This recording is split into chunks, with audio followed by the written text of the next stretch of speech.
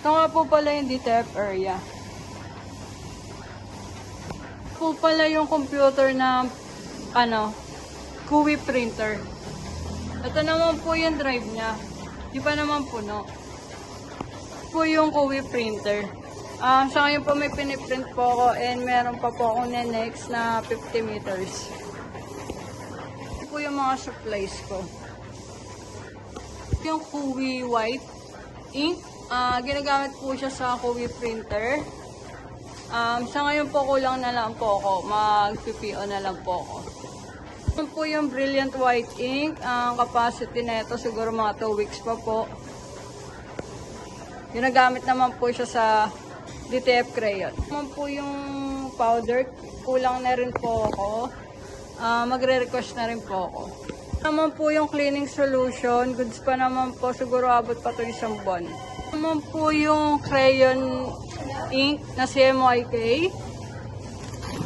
Sa ngayon po, okay pa naman. Pwede pa naman po. Siguro abot lang po ito ng 2 weeks po. Naman po yung QWI CMYK ink. Goods pa naman po. Siguro abot pa naman po ito ng 3 weeks. Naman po yung table ko, medyo magulo lang po kasi dito po nakalagay yung mga nakat ko po na print. Ito po yung printer dito sa DTF crayon. Ito naman po yung drive niya.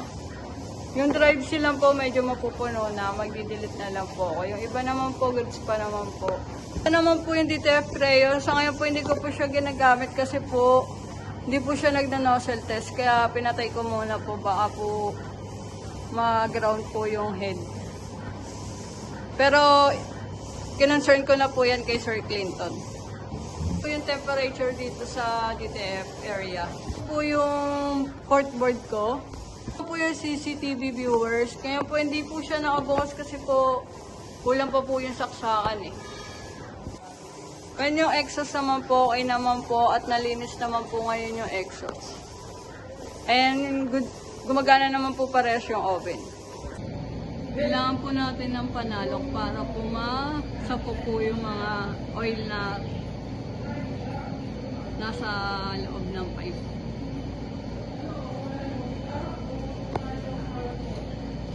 Tapos pupunasan po natin yung loob ng pipe.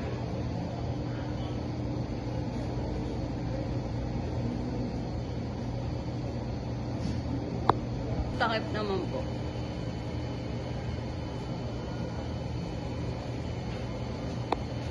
Na po ibalik na po natin yung takip.